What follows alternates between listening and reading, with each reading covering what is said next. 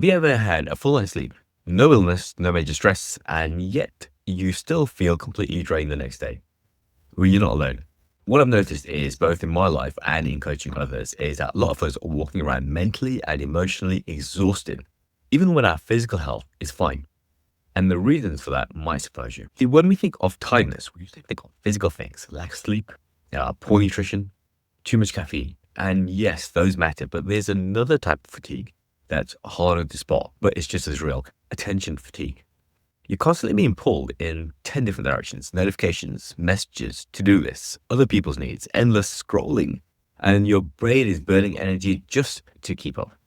You might not feel it in your muscles, but mentally you're carrying a heavy load, and it does add up. Before we get started, if you're feeling this kind of tired, let me just say this clearly: you're not lazy, you're not broken, you're not failing.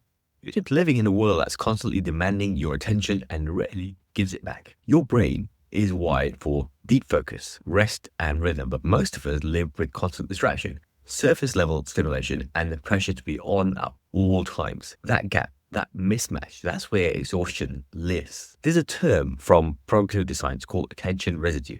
It means that every time you switch tasks, say from replying to a message to jumping into a Zoom call, your brain doesn't clearly reset. Part of your attention stays stuck on the last thing you were doing. So by mid-morning, you're already split in 5 different directions. By lunch, you're drained, not necessarily because of what you did, but because of how scattered your mind has become.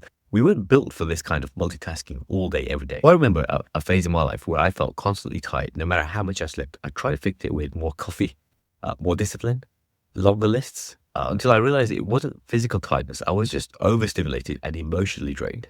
So what I needed wasn't a life hack. It was space. It was quite undistracted space. Just 10 minutes a day where I wasn't consuming anything or responding to anyone. And that was a powerful change for me. So if you're always tired and nothing seems to fix it, no amount of caffeine is going to get you through that day, try something different. Turn off non-essential notifications.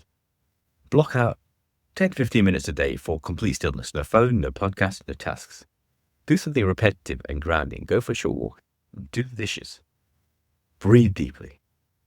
It's all meditation. And then end your day with a brain dump. Now, what is a brain dump? So you write down all your swirling thoughts at the end of the day, and just that process of writing them down just gets them out. And I think if you try that, you'll find the beginnings of your mental energy being restored.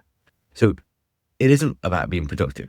It's about protecting that energy, because that energy doesn't come from what you eat and how much you sleep. It's about the mental bandwidth that's being hijacked every day.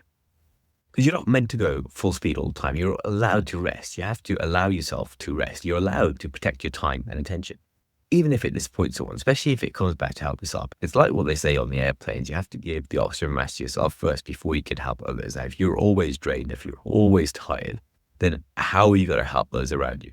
So sometimes by saying no, you're actually helping those closest to you in the long term. So the next time you find yourself asking, why am I always tired? Just pause and ask a better question. Where is my attention going? And what would it be like to bring some of that back to me? You deserve that life that doesn't just look productive on the outside, but actually is peaceful on the inside. And it starts with reclaiming your energy.